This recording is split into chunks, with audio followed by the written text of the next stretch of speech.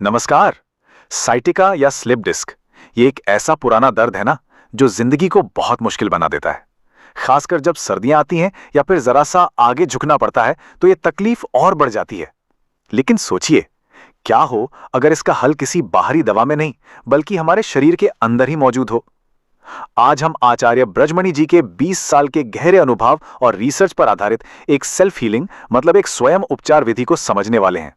इस पूरे विश्लेषण में हम जानेंगे कि दर्द की असली जड़ को कैसे पकड़ें और फिर बहुत ही सरल लेकिन असरदार तरीकों से उसे ठीक कैसे करें।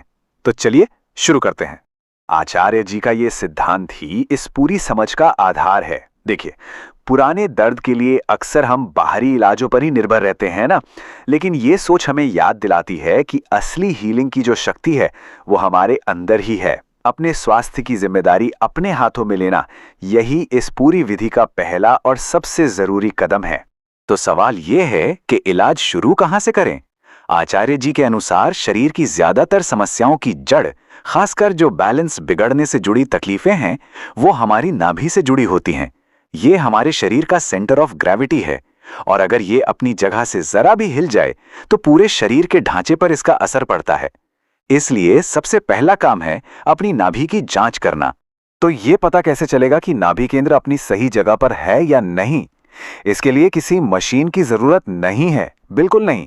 हमारा शरीर खुद ही इसका जवाब दे सकता है। दो बहुत ही आसान से टेस्ट हैं जिनसे ये फौरन पता चल जाता है। यह है पहला टेस्ट, अंगूठे का टेस्ट। जैसा स्लाइड में दिख रहा है, बस आराम से लेटकर पैरों के अंगूठों को मिलाना है। अगर एक अंगूठा दूसरे से थोड़ा भी छोटा या बड़ा दिख रहा है तो समझ लीजिए ये एक संकेत है।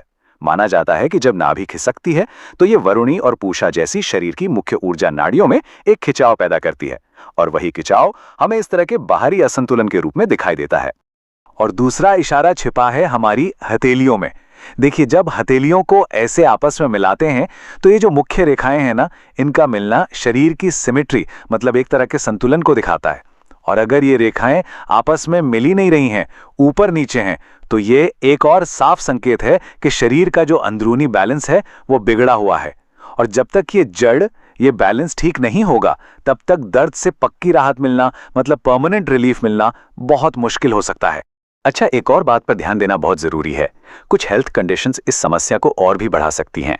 आचार्य जी की रिसर्च बताती है कि विटामिन डी की कमी से मांसपेशियां और लिगामेंट्स कमजोर हो सकते हैं और लो ब्लड प्रेशर से शरीर में एनर्जी लेवल कम रहता है। ये दोनों ही चीजें नाभि को अपनी जगह पर टिकाए रखने की शरीर की ताकत को कमजोर कर सकती हैं, जिससे वो बार बार खिसक जाती है। चलिए, तो अब समस्या की पहचान तो हो गई है। अब बात करते हैं समाधान की, जो उतना ही आसान और असरदार है। आचार्य जी दो मुख्य शारीरिक उपाय बताते हैं जिन्हें घर पर ही किया जा सकता है।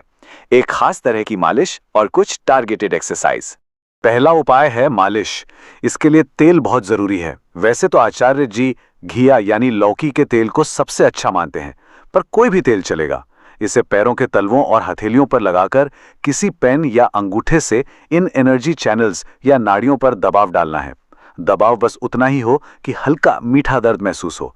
यह खुद भी बड़ी आसानी से किया जा सकता है, बस रेगुलर करना बहुत जरूरी है। अब आते हैं पहले और सबसे जरूरी व्यायाम पर।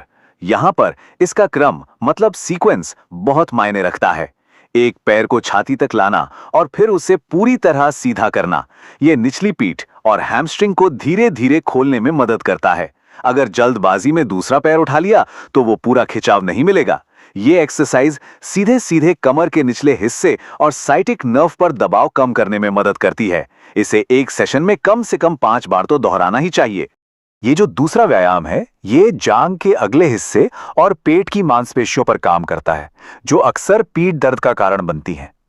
एक पैर को मोड़कर बैठना है और फिर धीरे धीरे पीछे की ओर झुकना है, बस उतना ही जितना आराम से हो पाए। ये एक गहरा खिंचाव है, इसलिए जबरदस्ती तो बिल्कुल नहीं करनी है। और हां, अगर दर्द बहुत तेज है तो इस व्यायाम को ना करें या किसी सहारे का इस्तेमाल करें। शारीरिक उपायों के अलावा ये विधि शरीर की सूक्ष्म ऊर्जा पर भी ध्यान देती है और इसका एक बड़ा ही दिलचस्प पहलू है रंगों की भूमिका। चलिए इसे समझते हैं और साथ ही कुछ बहुत जरूरी सावधानियों पर भी बात करते हैं। आचार्य जी एक बड़ा दिलचस्प सवाल उठाते हैं। हम पूरी दुनिया को रंगों से ही तो पहचानते हैं। पुलिस की वर्दी का रंग उनका कर्तव्य बताता है, खाने की चीज का रंग उसकी क्वालिटी बताता है, तो उनका तर्क ये है कि अगर रंग बाहरी दुनिया पर इतना असर डालते हैं तो वे हमारे अंदरूनी शरीर पर भी असर डाल सकते हैं। यही पंचतत्व चिकित्सा का सिद्धांत है, जिसमें रंगों को इलाज का एक माध्यम बनाया जाता है। ये अपने आप में एक बहुत गहरा विषय है और अगर इसे पूरी तरह समझना है तो डिस्क्रिप्शन में दिए गए लिंक को देख सकते हैं। एक बहुत जरूरी सावधानी, इन उपायों को शुरू करने पर हो सकता है कि कुछ लोगों को हल्का बुखार या थकावट महसूस हो, तो इससे घबराना नहीं है। इस विधि के अनुसार ये एक अच्छा संकेत हो सकता है, जिसका मतलब है कि शरीर अब रिस्पॉन्ड कर रहा है और बंद पड़ी नाड़ियों या एनर्जी के रास्तों को खोल रहा है। इसे शरीर की नेचुरल हीलिंग प्रोसेस का एक हिस्सा ही मानना चाहिए। अगर और ज्यादा जानने की जरूरत महसूस हो या किसी को व्यक्तिगत मार्गदर्शन चाहिए तो संस्थान से जुड़ने के तरीके भी हैं। चलिए देखते हैं कि वो क्या है। अगर व्यक्तिगत मार्गदर्शन की जरूरत है तो संस्थान से जुड़ने का प्रोसेस काफी सीधा है। इस विश्लेषण के डिस्क्रिप्शन में एक रजिस्ट्रेशन लिंक दिया गया है। उसके जरिए एक डेडिकेटेड व्हाट्सएप ग्रुप से जुड़ा जा सकता है, जहां एडमिन के साथ अपनी रिपोर्ट शेयर कर सकते हैं। और जो ज्यादा गंभीर मामले हैं उनके लिए मथुरा के पास बरसाना में मौजूद संस्थान से भी संपर्क किया जा सकता है। तो ये था आचार्य ब्रजमणि जी की स्वयं उपचार विधि का पूरा विश्लेषण। याद रखने वाली बात बस यह है कि सबसे बड़ा इन्वेस्टमेंट वो समय है जो हम अपनी सेहत को देते हैं, क्योंकि जब हम खुद स्वस्थ होते हैं तभी दूसरों का ध्यान रख सकते हैं। इस जानकारी को उन लोगों तक जरूर पहुंचाएं जिन्हें इसकी जरूरत हो सकती है। अगर ये विश्लेषण काम का लगा हो तो इसे लाइक करें और आगे भी जुड़े रहने के लिए सब्सक्राइब करें। सेहत की बागडोर सच में हमारे अपने ही हाथों में है। पंचतत्व प्रशिक्षण और चिकित्सा के लिए घर बैठे आज ही जुड़ें ऑनलाइन माध्यम से। धन्यवाद।